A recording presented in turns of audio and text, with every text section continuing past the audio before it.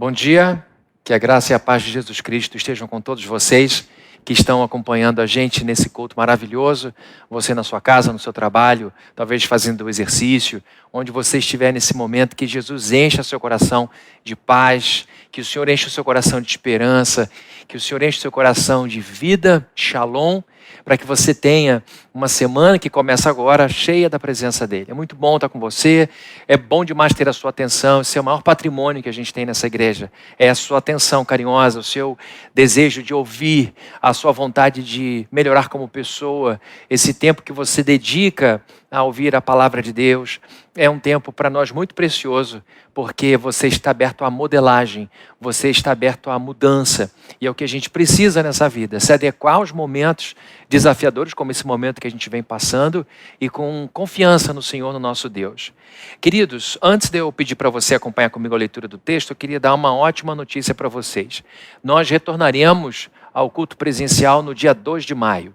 Então, dia 2 de maio, primeiro domingo do próximo mês, agora, maio, você vai poder fazer de novo a inscrição pelo aplicativo para participar do culto. Teremos, evidentemente, todas aquelas medidas de segurança, de protocolos de segurança que a gente vem seguindo desde agosto do ano passado, quando recomeçamos o nosso culto presencial. Precisaremos então que você faça a sua inscrição, que você veja ali, sempre quarta-feira, que a gente libera no final da tarde, e você vai poder fazer a sua inscrição. Com uma novidade, se você faz parte do grupo de risco e já foi vacinado 2 vezes, já teve a segunda dose da vacina, você pode participar do culto também, se você se sentir confortável, é lógico. Se você acha que dá para vir, já tomou, é o grupo de risco, já tomou as 2 doses, pode vir participar, vai ser uma alegria ter você aqui, tá certo? Por enquanto a gente continua dessa forma, nós abriremos nosso culto, ainda não abrimos para crianças, porque nossas salas não são ventiladas, e somente quando elas estiverem plenamente seguras, é que nós ofereceremos esse espaço. Não só as crianças, mas também os voluntários que trabalham com as crianças, tá bom? Agora sim, vamos ao nosso texto que se encontra... Na verdade, eu vou pedir diferente. Hoje, ao invés de a gente ler primeiro e começar, eu vou começar a falar um pouquinho aqui e ao longo da mensagem, eu vou pedir para você acompanhar comigo a leitura que se encontra no livro de Gênesis, tá bom? Mas eu quero começar orando. Senhor querido, nós te agradecemos muito por mais um domingo, por mais um dia de encontro, por mais um tempo em que a gente pode louvar seu nome, pode exaltar seu nome, pode dizer ao Senhor, através de músicas, o quanto o Senhor é maravilhoso, o quanto a nossa vida é preenchida por Ti, o quanto a nossa vida é enriquecida pela Tua presença. Tudo isso a gente disse agora através de cânticos. Nós, nesse momento, a partir de agora, queremos fechar os nossos lábios, mas queremos abrir nossas mentes, nossos corações, para que a sua palavra entre, para que a sua palavra faça transformações no nosso coração, para que a sua palavra encha a nossa vida de significado, para que a sua palavra enche o nosso coração de conforto. Eu te peço então que o Senhor abençoe a vida do mensageiro nessa manhã, que no caso sou eu, que o Senhor me abençoe, que o Senhor me inspire, que o Senhor encha meu coração de energia, de vibração, para que eu ponha para fora, para os meus amados irmãos e irmãs, amigos e amigas espalhados pelo mundo inteiro, essa palavra maravilhosa. Muito obrigado, Deus, pelo privilégio que o Senhor me deu de compartilhar coisas tão profundas da sua palavra e que enriquecem tanto a nossa vida. Em nome de Jesus nós oramos, em nome do Senhor Jesus esperamos a sua bênção. Amém. Queridos, você já ouviu isso há bastante, vem ouvindo isso há bastante tempo. Nós estamos vivendo um tempo inédito com essa pandemia, e a pandemia é um momento de crise. E a crise assusta muita gente, de fato, isso é de se esperar. Mas a crise não serve apenas para a gente ficar assustado, a crise serve para a gente fazer mudança. A palavra crise no latim significa mudança rápida. A palavra crise no latim dá a ideia de que uma transição precisa ser feita, que uma decisão precisa ser tomada imediatamente. E quando a gente vai para o grego, pensando na palavra crise, a ideia fala desta mudança que tem que ser hoje, mas fala de uma dificuldade, não se trata de uma mudança fácil. A crise, ela é instalada quando ela nos obriga a uma mudança, nos obriga a uma alteração, a uma decisão difícil de ser tomada. E por isso muita gente não muda. Por isso a gente obedecendo aos comandos do cérebro que existe para nos proteger, que existe para nos preservar, que existe para guardar energia no nosso corpo, energia na nossa mente, este cérebro é condicionado sempre a nos levar ao lugar de maior conforto, maior acomodação, maior proteção e segurança. Então a crise desinstala a gente desse lugar. A crise tira a gente desse amparo. A crise tem o poder de nos colocar na direção daquela mudança que nós estamos tentando fazer, só que nos falta coragem. Ter conhecimento de uma situação, ter ciência de um problema, não é suficiente para a gente mudar. A gente precisa de coragem. Às vezes, essa coragem não nasce na gente, ela é nos dada, nós somos empurrados, nós somos encorajados pela crise. Então a crise nos joga num momento novo. E aí, gente, é a bênção que a gente tem de jogar fora muletas, apoios, bengalas, paredes onde nós nos escorávamos. A crise é essa oportunidade que a gente tem, e essa é uma maneira muito positiva de se ver uma crise. É o momento da gente mudar, da gente decidir com rapidez na direção daquela decisão que precisava ser tomada e que vai transformar a nossa vida para melhor. Ontem, a minha esposa Viviane me deu um artigo do jornal Globo para ler, e o título do artigo era: "O sentimento da pandemia tem nome, definhar". E aí o artigo falava sobre um sentimento, uma emoção que tem caracterizado a vida de milhões, talvez bilhões de pessoas no planeta que estão vivendo essa crise, esse tempo de pandemia, que é o sentimento de definhar. O que este sentimento de definhar significa? Significa uma sensação de vazio e de estagnação. A pessoa não está deprimida, sem esperança, a pessoa ela ainda consegue produzir algumas coisas, ela não está acamada, ela não está tão desanimada a ponto de não conseguir levantar-se da cama, mas ao mesmo tempo ela não tem grandes esperanças, ela tem a sensação de confundir os dias. É como se tivesse uma névoa diante dela e ela conseguisse enxergar com muita dificuldade as coisas ao seu redor. Então esse sentimento de definhar tem sido caracterizado como sendo a nota musical que tem regido a vida de muita gente. É esse sentimento que, ao invés da pessoa florescer, porque florescer é o oposto de definhar, a pessoa então vai permitindo que este estado de passividade tome conta de si, e isso com certeza terá desdobramentos no longo prazo. E a pandemia tem durado tempo demais. No início, você sabe, nós pensávamos que a coisa demoraria 15 dias, 30 dias, estamos aí fechando agora um ano de lockdown, do primeiro lockdown para o segundo lockdown aqui em Niterói, e o mundo lidando com tudo isso. Então, queridos, nós temos no mundo um sentimento, que é o sentimento de definhar, que tem sido marcado por uma sensação de estagnação ou de vazio na vida das pessoas. Não há uma esperança muito grande no coração, mesmo diante da vacinação que está acontecendo, mesmo diante de avanços importantes em termos de protocolos dentro da medicina e na sociedade, mesmo a gente tendo aprendido a dominar um pouco a arte da gente se desviar dessa doença, mesmo assim as pessoas se encontram sem grandes esperanças, com sentimento de vazio, nessa névoa. Então esse é o sentimento que tem prevalecido na vida de muita gente, sentimento de definhar. Porém, nós temos, diante dessa crise, a possibilidade de, ao invés de definharmos, temos a possibilidade de florescermos como pessoa, como gente, como ser humano.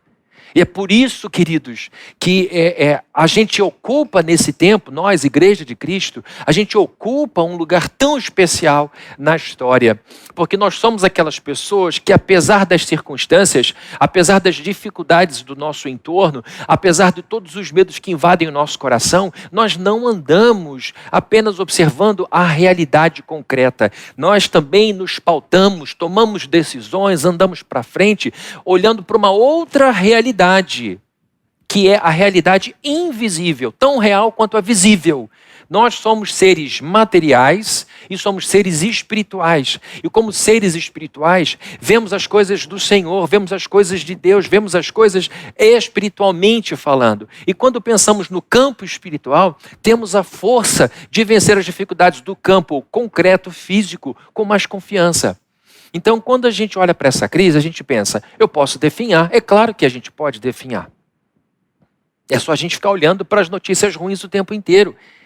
É só a gente ficar dando ouvidos àquelas conversas que só falam de tragédia. É óbvio que a gente pode definhar, não é difícil, é fácil.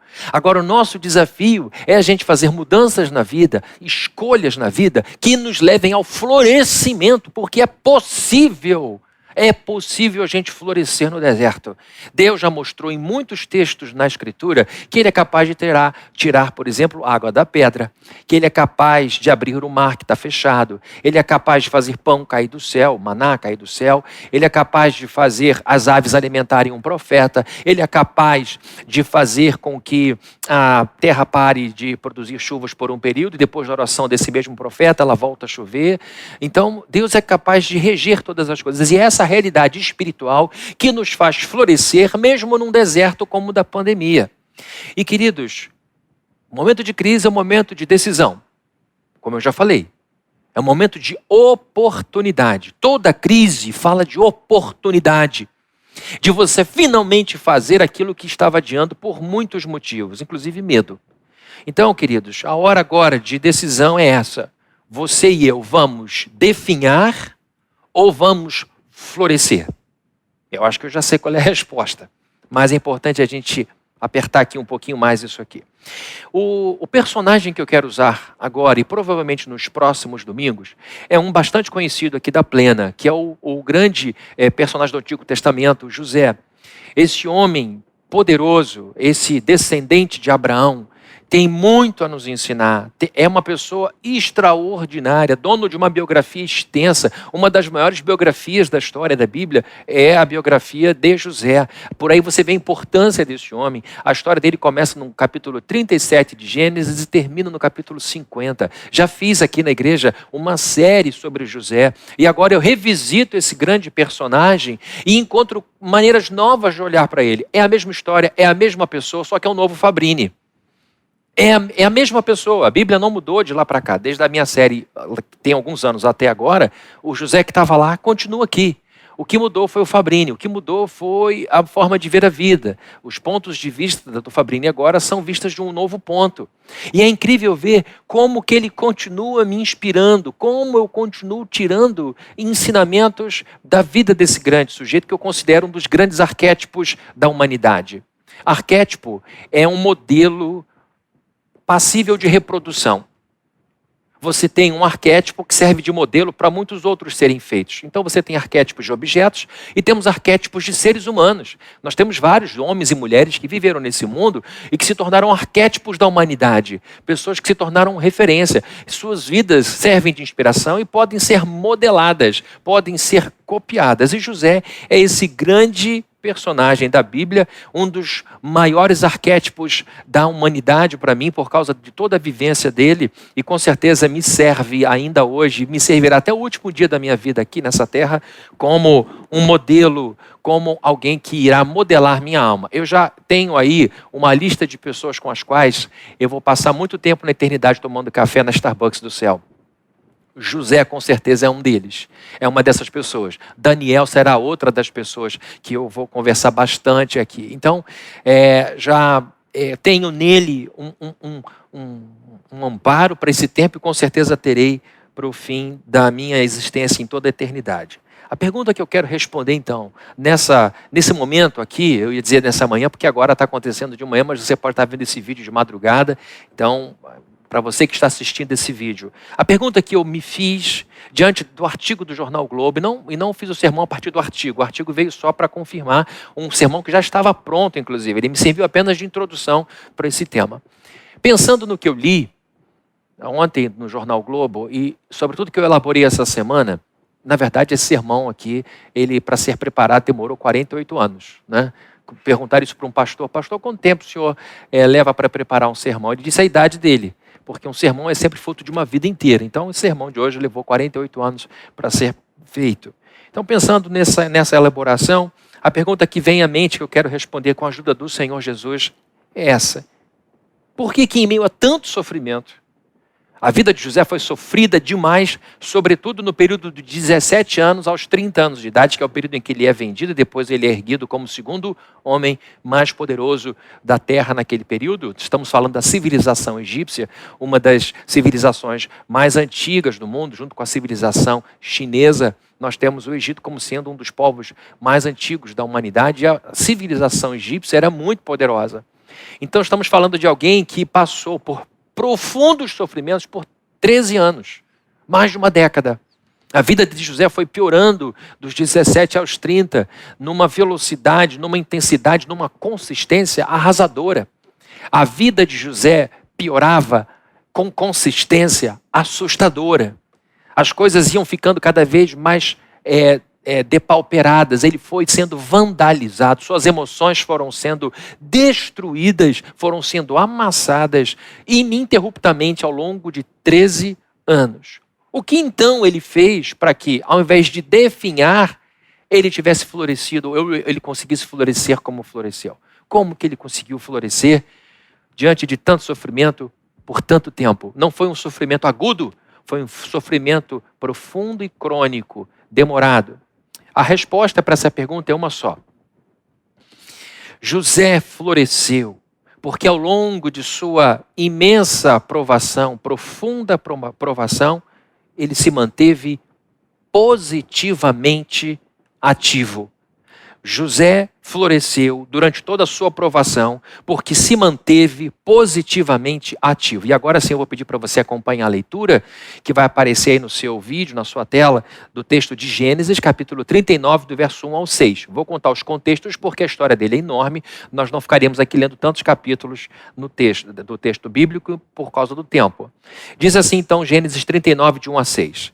José havia sido levado para o Egito, onde o egípcio Potifar, oficial do faraó e capitão da guarda, comprou dos ismaelitas que o tinham levado para lá. Para quem não conhece a história de José e está vindo pela primeira vez, José era um filho muito jovem, um dos mais jovens. Tinha Benjamim, que ainda era o caçula, o irmão dele, que em meio a uma grande quantidade de irmãos, vivia sob um amor preferencial por parte de Jacó, seu pai, explícito. Jacó não tinha nenhum constrangimento em demonstrar preferência por esse filho, o que é uma lição do que não se fazer. Pai não deve mostrar, mãe não deve mostrar predileção por um filho em detrimento dos outros. Isso causa um desequilíbrio enorme.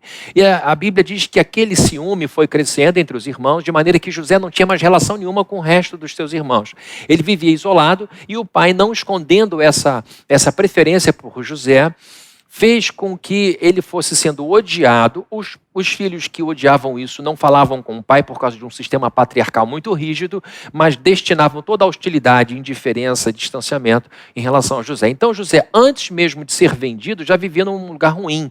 E o Jacó ainda pôs mais lenha nessa fogueira quando deu a José a incumbência de cuidar dos irmãos mais velhos. Isso daí, queridos, era um absurdo, porque mesmo nos dias de hoje, você não vai botar nas costas do mais imaturo o cuidado sobre os mais maduros. Você não vai botar na mão de uma criança o cuidado de um adolescente. Não se faz isso. E o que aconteceu, na verdade, foi isso. Jacó deu a José a incumbência de cuidar, fiscalizar seus irmãos.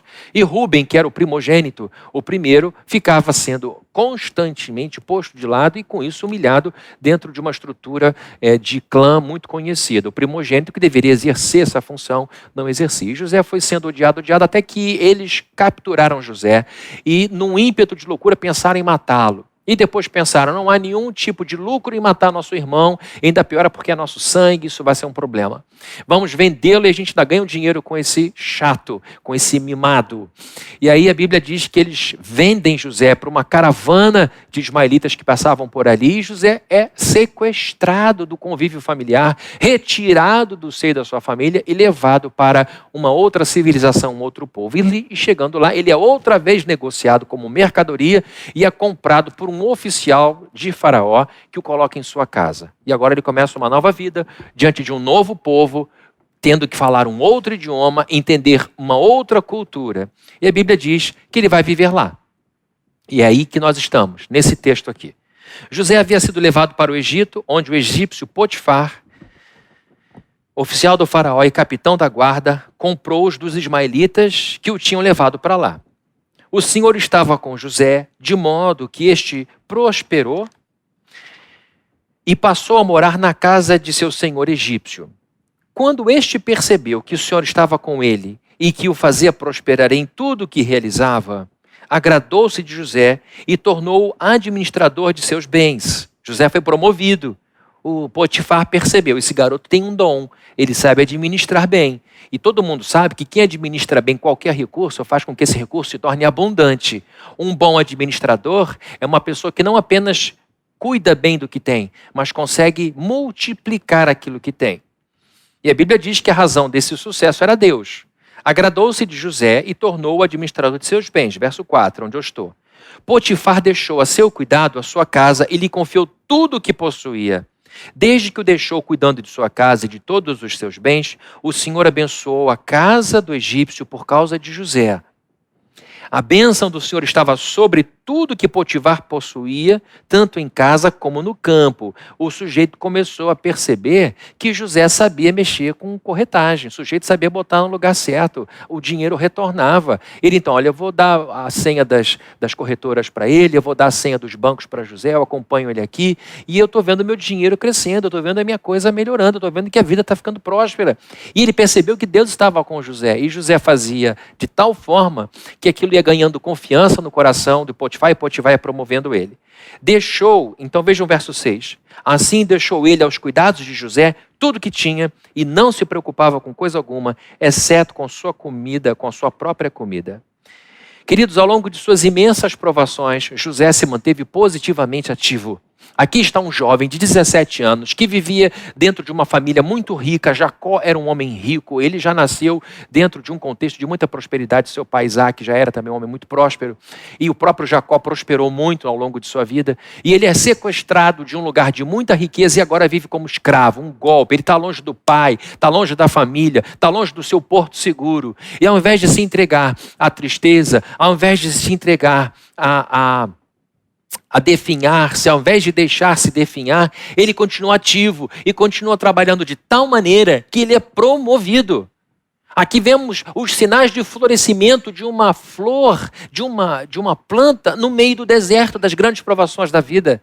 Ele não se acomodou, ele não parou, ele não permitiu que a vida definhasse a sua alma, que as circunstâncias difíceis definhassem a sua alma, mas ele, ao invés disso, manteve-se positivamente ativo, fazendo o que estava ao seu alcance. E não só ali, a situação de José foi piorando. Dentro da casa de José, da casa de Potifar, havia a esposa de Potifar. A Bíblia diz que José era um homem bonito por dentro e por fora. E por dentro a gente vai ver agora no texto, conforme ele reagiu a uma situação. E por fora a Bíblia diz que ele era belo, que ele tinha uma boa aparência. Então ele estava lá, bonito por dentro e bonito por fora. Tem muita irmã dizendo assim, Senhor Deus, põe José na minha vida, põe um homem assim, bonito por fora e bonito por dentro. Essa é informação que vai mudar para sempre a sua vida. Então o José está lá fazendo trabalho, bonito, competente, responsável, e aquilo vai atiçando a mulher de Potifar, que começa a olhar para ele e começa a ter um monte de pensamento errado. E ela começa assediando, ela começa se apresentando, sensualizando todo tipo de processo, de maneira que ele foi percebendo a situação e foi se esquivando. Na Bíblia tem tudo isso. Até que um momento chega em que ela é bem direta, agarra na roupa de José e diz, vamos nos deitar agora. E José dá uma resposta, e com essa resposta ele mostra a beleza interior dele. Com essa resposta ele mostra o quanto ele era bonito por dentro. Ele diz, olha só, o seu marido é o meu senhor, eu sou escravo. Ele deixa eu entrar na casa dele, não se preocupa com nada, eu tenho confiança plena do seu marido. Eu posso tudo aqui, menos a senhora. Como eu poderia fazer algo tão errado diante do meu Deus e diante do seu marido, ou contra seu marido? Por aí você vê a beleza interior dele. Então ele foge. E na tentativa, ela agarra uma peça de sua roupa, fica na mão da mulher e ele foge. Imagina a cabeça de José. Imagina a mente dele. E quando o marido chega no final do dia encontra a mulher em prantos, dizendo, olha, aquele hebreu que você abençoou, trazendo para dentro de casa, ele se aproveitou da sua ausência e me assediava dia após dia, e agora ele foi tão violento e ele fugiu, ele deixou aqui a roupa dele dentro dos nossos aposentos. A Bíblia diz que Potifar, num ímpeto de ódio, leva José para uma prisão. Ele poderia matar José ali, mas Deus o preservou. E ele então agora é preso. José é colocado na cadeia. Vejam, a vida de José dos 17 aos 30 foi piorando com consistência. Foi piorando com perseverança. Foi piorando com profundidade. E agora José é lançado no cárcere. E é para lá que a gente vai no verso 19 do Gênesis, capítulo 39. Quando o seu senhor ouviu o que a sua mulher lhe disse, foi assim que o seu escravo me tratou. Ficou indignado. Você já sabe o que está acontecendo nesse momento. Mandou buscar José e lançou na prisão em que eram postos os prisioneiros do rei. José ficou na prisão, agora é um escravo preso, é um escravo criminoso. Mas o Senhor estava com ele e o tratou com bondade, concedendo-lhe a simpatia do carcereiro. Você vai dizer, meu Deus do céu, por que Deus não tirou José dessa história? Deus está do lado, meu Deus do céu, por que não privou isso? Porque Deus está forjando um grande homem aqui, isso você vai ver nas próximas semanas. Verso 22, por isso o carcereiro encarregou José de todos os que estavam na prisão e ele se tornou responsável por tudo que lá sucedia. Está aí o chamado desse homem acontecendo de novo. Ele era responsável pelos irmãos, cuidava bem das coisas do pai, depois se torna responsável pelas coisas de Potifar, cuidava bem das coisas de Potifar e agora ele está cuidando dos colegas na carceragem, está cuidando inclusive da própria carceragem aqui no Egito. E no verso 23, vejam só que coisa linda. O carcereiro não se preocupava com nada do que estava a cargo de José, porque o Senhor estava com José e lhe concedia bom êxito em tudo que ele realizava. Na casa de Potifar, a Bíblia diz que a única preocupação de Potifar é o que ele ia comer. Ele não se preocupava com mais nada. E agora nós encontramos o carcereiro dizendo, eu não preciso me preocupar com mais nada, porque ele faz tudo. Deixa eu dizer para você, gente útil nessa vida, gente com serventia nessa vida, gente que de fato precisa estar neste mundo, é gente como José, que cuida das suas coisas com tanta responsabilidade que leva alívio para os outros. Durante a pandemia, nós não podemos nos tornar voluntariamente peso para os outros. Como eu disse aqui quando fechamos as portas da igreja, a pedido de ajuda da prefeitura, a prefeitura não pediu para fechar culto, a prefeitura não pediu para a gente impedir as pessoas de virem, que foi uma decisão nossa, mas foi um pedido, nos ajudem. Eu disse para eles na prefeitura, nós da Igreja Plena de Caraí somos parte da solução e não do problema. Somos parte da cura e não da doença. Como igreja, nós não vamos adoecer a sociedade, nós vamos potencializar a saúde na sociedade.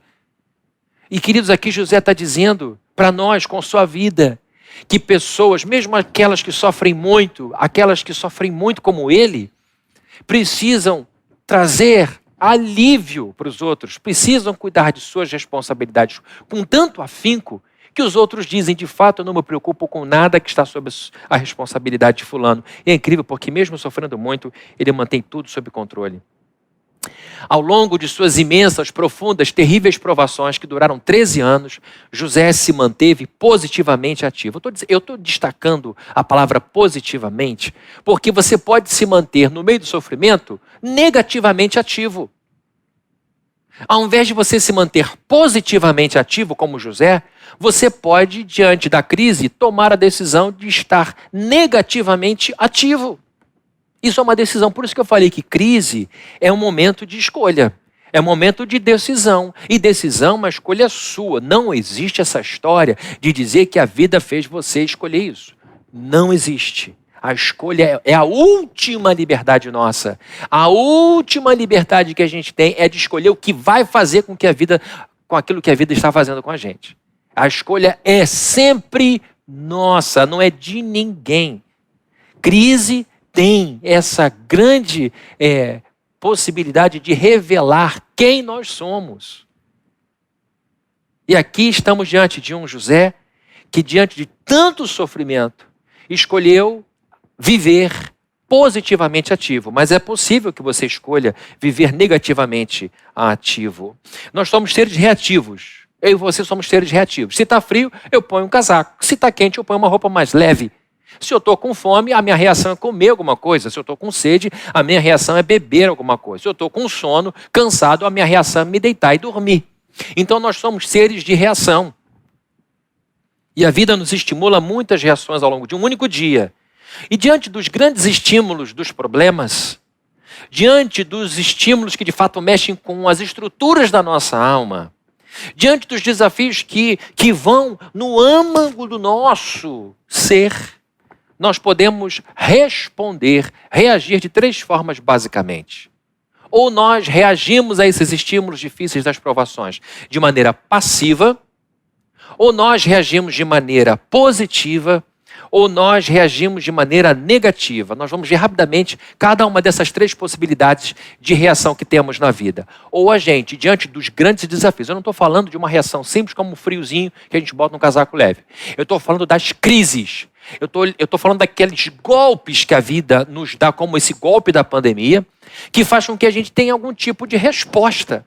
Qual é a resposta que eu vou dar? Qual é a resposta que eu vou entregar para a vida, para as pessoas que estão? Essas respostas só podem ser de 3 naturezas. Ou você responde de maneira passiva, ou você responde de maneira positiva, ou você responde de maneira negativa. Quando a gente sofre grandes provações e respondemos passivamente, nós nos tornamos meros apertadores de botões. Passivo. A vida está dando problema, eu reajo apaticamente. Eu passo a ser um apertador de botão. Eu simplesmente vivo assim, um dia após o outro. Eu adoto um olhar de apatia e inércia diante de tudo. A vida está acontecendo, as coisas estão sendo mudadas e a gente não sai nem para frente nem anda para trás. A gente anda como que boiando pela vida. A gente vive robotizado, sem energia. Isso é reagir de maneira passiva. As coisas estão acontecendo e você aperta os botões que as pessoas mandam você apertar. Você faz as coisas que as pessoas mandam você fazer. Você se omite e com isso você age de maneira passiva. Quando a gente sofre as duras provações da vida e a gente reage positivamente, a gente faz como José. A gente recebe limão e faz limonada, usando o clichêzão aí do momento. A vida me deu 3 limões, o que eu faço com esse negócio azedo? Eu vou fazer uma limonada. Eu vou fazer alguma coisa que me refresque. Então, quando a gente recebe as provações da vida, ao invés de passividade, a gente age de forma positiva, a gente começa a reciclar todo o lixo que vai recebendo, que vai se criando no nosso coração e transforma esse lixo em riqueza. A gente retrata a água, a gente usa aquele golpe a nosso favor, a gente, como diz uma escritora americana, Edith Eva Eger, ela diz que quando a gente é orientado por Jesus Cristo a não revidar quando leva um tapa no rosto, de modo brincalhão, essa psicóloga diz que a gente, ao levar o golpe no rosto, a gente é obrigado a olhar para o outro lado e perceber oportunidades que não tinha visto antes. Então a questão é, se a vida te deu um golpe no rosto, ao invés de você armar sua posição para dar outro, você precisa ver para onde a vida está te mostrando. Sabe por quê? Porque Deus, em sua providência, faz com que a vida muitas vezes nos dê um golpe tão forte que a gente deixe de olhar para aquele lugar de vitimismo e passe para olhar para uma avenida nova, aberta, larga, que possa te fazer a gente prosperar muito. Então, quando a gente age de maneira positiva, a gente transforma lixo em riqueza. A gente transforma violência em prosperidade. A gente transforma ódio, inveja, rancor e amargura destinados a nós, e a gente recicla isso como crescimento pessoal, como desenvolvimento. A gente tem essa capacidade de filtrar tudo, como José fez. E nós, então, nos mantemos frutíferos, úteis e abençoadores. Quando José prosperou, eu vou contar isso um pouquinho mais lá para frente, lá para dezembro, mais ou menos, porque eu lembro disso, que eu fiz uma série aqui, um parêntese, sobre Êxodo. Quem lembra dessa série de Êxodo, escreve aí. Eu lembro. Escreve lá, eu lembro da série de Êxodo. Não estou perguntando se gostou ou se não gostou não, tá? Não vai me maltratar não. Mas se você está aí vendo, eu lembro da série de Êxodo. Foi longa demais. Longa. Não estou pedindo para dizer se foi boa ou ruim, tá? Só diz aí que lembra. Aí teve uma menina que saiu para fazer intercâmbio no Canadá, acho que foi no Canadá, e a gente estava começando a série de Êxodo. Ela ficou um tempo no Canadá, não sei quanto, e voltou e falou, o que o pastor Fabrini está pregando? Êxodo. Ela falou, não acredito, ele está pregando Êxodo ainda. Eu fiz o intercâmbio, voltei. Fecha parênteses, mais uma informação que vai alterar muito o seu domingo, mas a verdade é, queridos, que quando a gente olhar lá na frente na história de José, a gente vai ver que ele ganha 2 filhos da sua esposa. Um se chama Manassés, que significa Deus me fez esquecer de toda dificuldade da casa do meu pai, todas as minhas aflições. E o segundo filho foi Efraim, que significa Deus me fez frutífero na terra do sofrimento. Frutífero no hebraico é próspero. Alguém que deu muita vida. Então vejam que quando a gente olha para José, que respondeu a todas essas dificuldades de maneira positiva, ele continuou dando frutos, mesmo em tanta dificuldade. Em terceiro lugar, quando sofremos duras provações da vida, e nós respondemos agora negativamente, nem passivamente, nem positivamente, mas a pessoa toma a decisão de reagir negativamente. Nós, então, quando adotamos essa decisão, quando nós assumimos essa decisão, nós permitimos que a ruindade da vida nos torne pessoas ruins. Isso é responder negativamente às provações da vida. A vida te bateu, você bate também. A vida te mastigou, você mastiga todo mundo. A vida te deu um golpe na boca do estômago, é assim, você vai virar um boxer. Você vai viver com as luvas na mão, batendo em tudo. Quando a gente reage negativamente às circunstâncias da vida, ao invés de reagirmos positivamente, a gente permite que a aspereza das provações tornem grossas as paredes do nosso coração. Fica tudo áspero aqui dentro. Fica tudo agressivo dentro de nós, hostil dentro de nós. Nós permitimos que a violência dos problemas nos tornem violentos também.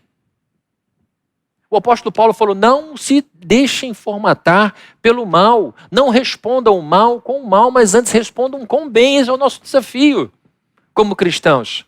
E esse é um grande desafio diante dessa crise. Que escolha eu vou fazer? Diante de tudo isso, me torno generoso ou me torno avarento? Me torno paciente ou morro de aflição e ansiedade? Quando a gente sofre as duras pressões da vida, as duras provações da vida e responde negativamente, nós damos autorização para que as circunstâncias ruins assumam o controle das nossas mentes.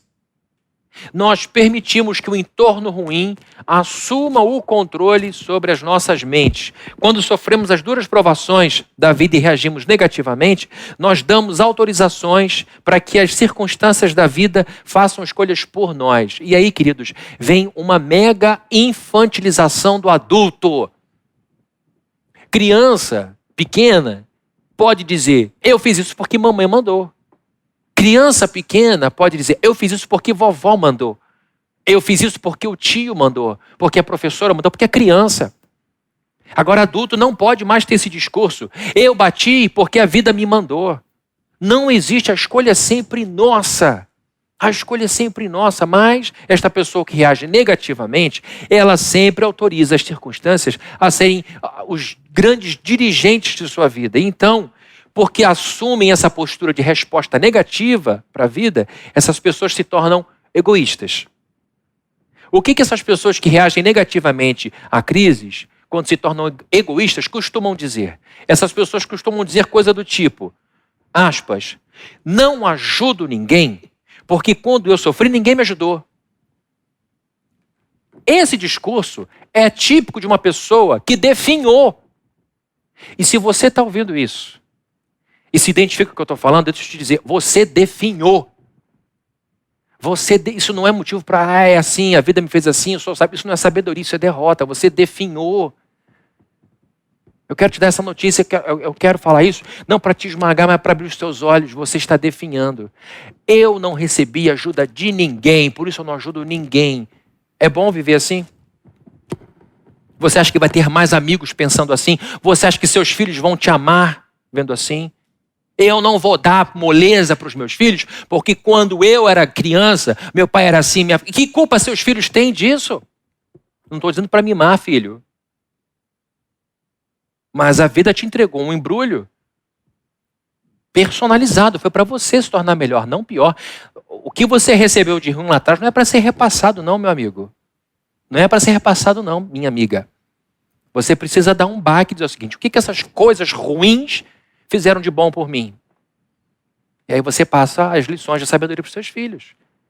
Mas pessoas que respondem negativamente às grandes pressões da vida dizem coisas desse tipo porque são egoístas. Não ajudo ninguém, porque quando sofri, ninguém me ajudou. Quando sofremos grandes provações da vida e respondemos negativamente, nós nos tornamos não apenas egoístas, mas pessoas de mentalidade de escassez. Isso aqui é muito importante. Pessoas que respondem negativamente às grandes pressões da vida costumam se tornar pessoas de mentalidade de escassez. O que pessoas assim costumam dizer? Coisas do tipo, eu vou ler aqui. Aspas. Foi sozinha que consegui pouquinho. Esse pouquinho que você vê aqui. E eu não vou ficar sem nada compartilhando o pouco que tenho. Ela tem sempre uma justificativa. Aquela egoísta diz, ninguém me ajudou, não ajudou ninguém. Está aí justificado. E a pessoa acha que está certa. É uma maneira de ver a vida. Lógico que é, tanto é que você vive assim. Não é melhor, está longe de ser. E o sujeito que tem mentalidade de escassez também tem uma justificativa para não compartilhar, para ser avarento. Olha, foi sozinho que eu consegui. Consegui pouquinho, e eu não vou ficar sem nada porque eu vou ajudar outra pessoa que nem sei quem é.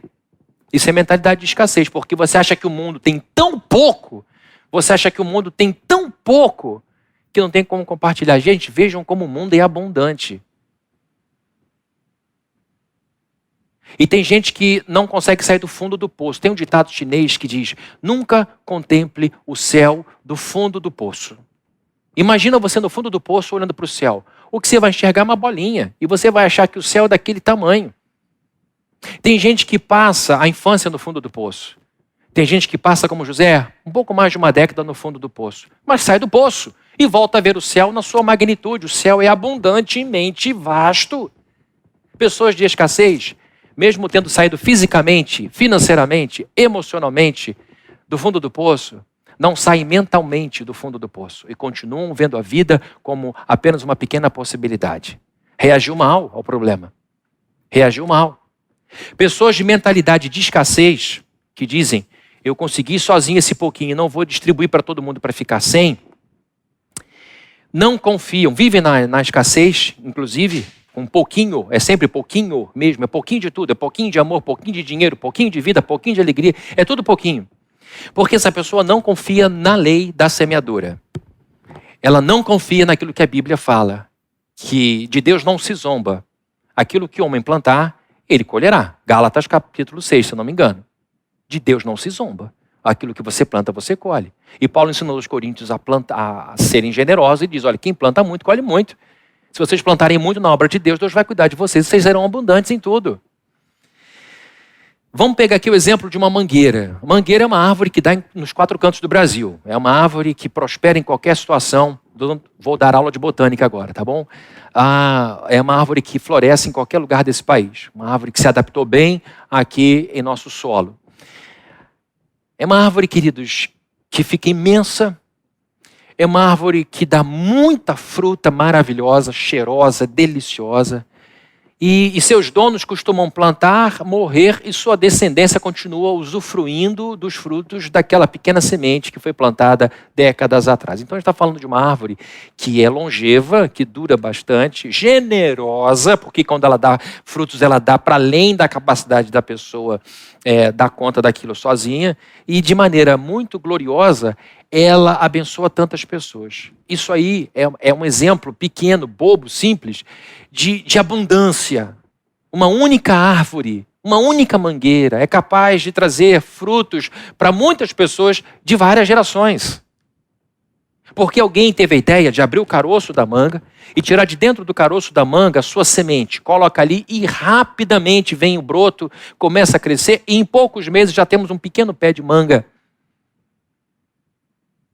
Pessoas de mentalidade de escassez não plantam coisas boas. Sabe o que elas fazem? Ao invés de plantarem coisas boas, elas catam coisas boas da vida.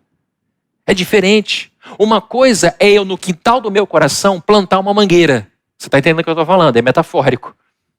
Outra coisa é passar pela vida catando a manga do outro que cai pelo chão.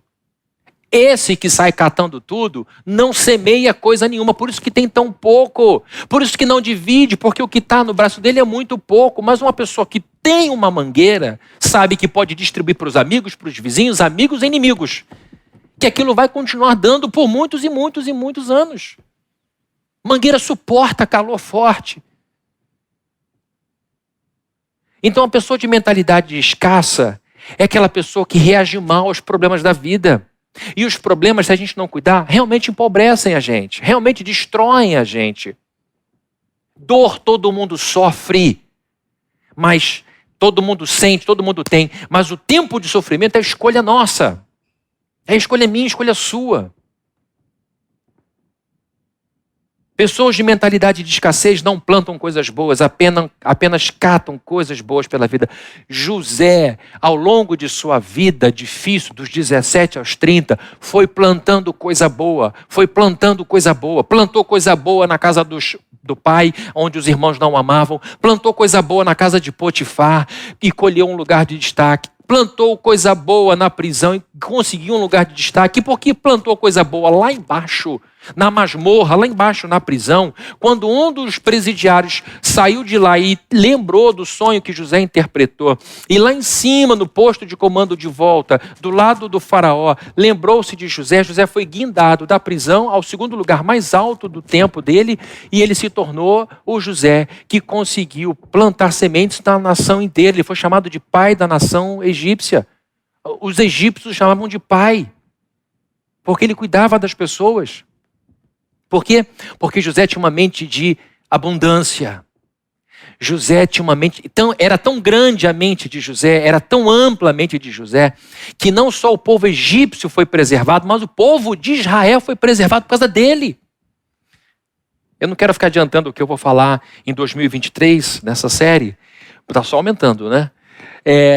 E Jesus vai voltar, vai tocar trombeta, eu vou estar aqui. Queridos, vamos abrir nossa Bíblia ainda, vamos ouvir a história de José mais uma vez.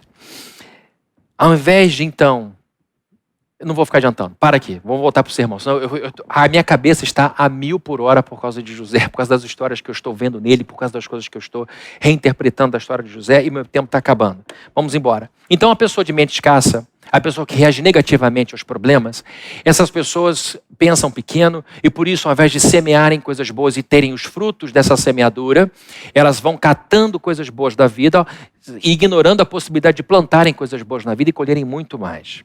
E a pergunta que você pensa, que faz assim, Fabrício, tudo bem, eu entendi. Eu sei que é para a gente não definhar nessa vida, que é o que você está falando, né, que muita gente está definhando na pandemia. Eu não quero definhar, eu quero reagir positivamente à vida. Mas o que eu vou fazer? Está tudo fora de controle, eu não tenho condição de assumir coisa nenhuma, eu não tenho mais o que fazer. Eu tô completamente sem controle da vida. Deixa eu te dizer uma coisa com todo carinho. Você está exagerando.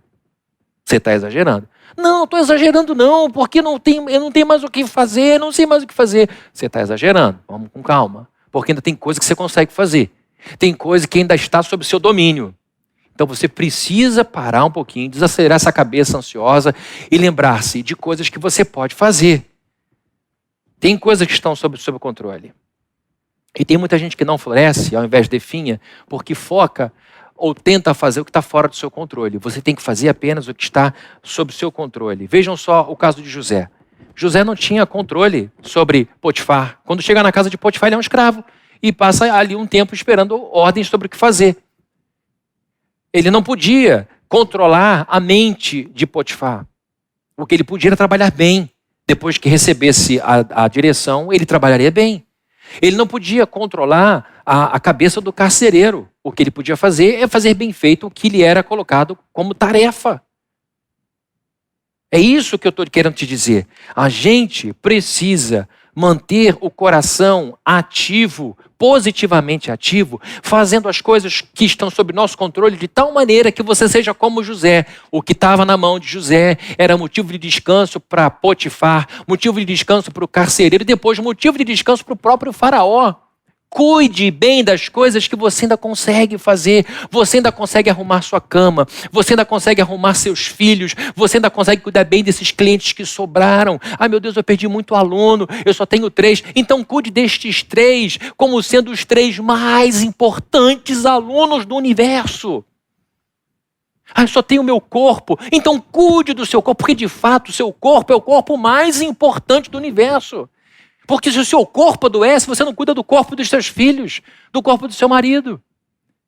Ainda está em sua condição cuidar de si, cuidar das coisas básicas da vida. Ainda está em seu controle lavar essa louça, está empilhada desde sexta-feira. Está lá tudo desorganizado, isso está te fazendo mal e você nem percebe. O que está sob o seu controle? Põe ali o seu zelo, põe ali o seu esforço, põe ali o seu empenho e você verá que Deus está no comando. Se você fizer o que está sob o seu controle, bem feito. Se você resolver alguns problemas da sua vida que voltam vez por outra, se você de fato toma decisões de não permitir que a vida toda seja levada pelos problemas, que você diga, não, isso aqui a vida ainda não levou, disso aqui eu ainda cuido, você vai perceber uma coisa, que Jesus Cristo não morreu na cruz para você definhar, quem definhou foi Ele. Jesus Cristo morreu na cruz para você florescer, Não tente ser o Cristo, seja o Filho da luz, aquele que Deus chamou em Jesus Cristo para florescer, e que você possa ler o texto de José, que vai ficar conosco por um tempo. José está lá, do capítulo 37 ao capítulo 50 de Gênesis. Vai lendo, vai esquentando de novo essa história. E nós vamos vendo como que a gente pode vencer nesta vida sem definhar. O que eu queria dizer para você nessa manhã era e disse, você e eu temos o desafio de não definharmos diante da vida. Temos o desafio de florescer, temos o desafio de prosperar, de progredir. Mas isso é uma questão de escolha, de decisão. E quando você decide responder positivamente aos desafios da sua vida, você floresce. Que Deus te abençoe. Vamos orar? Senhor querido, nós louvamos o teu nome por sua bondade, louvamos o teu nome por sua presença, louvamos o teu nome por sua sabedoria que vem a todos nós num momento como esse de reflexão à sua palavra. Eu te peço em nome do Senhor Jesus que o Senhor nos ajude a não entregarmos as rédeas da nossa vida para os problemas. Se houver alguém que esteja definhando em casa, no ânimo, que o Senhor o revigore. Que essa pessoa entenda, a primeira ajuda que precisa ocorrer é a ajuda de mim mesmo. Eu preciso me resgatar como pessoa. Eu preciso resgatar as promessas de Deus na minha memória. Eu preciso trazer de novo à minha mente tudo que Deus falou sobre o meu futuro. Se eu ainda não vivi estas promessas que Deus tem para mim, é porque meu tempo aqui não acabou. Que em nome de Jesus a gente seja o primeiro a se ajudar, fazendo com responsabilidade aquilo que está em nosso controle. E que enquanto estivermos fazendo as coisas assim, possamos entender que dessa forma vamos glorificar a Deus. E que em nome do Senhor Jesus nós possamos florescer nessa vida. E que a gente possa responder de maneira positiva a todo o mal que nos tem acontecido. E que em nome de Jesus possamos mostrar a esse mundo que a gente não vive por circunstância, que a gente vive por fé, a fé no Cristo, o Filho do Deus vivo.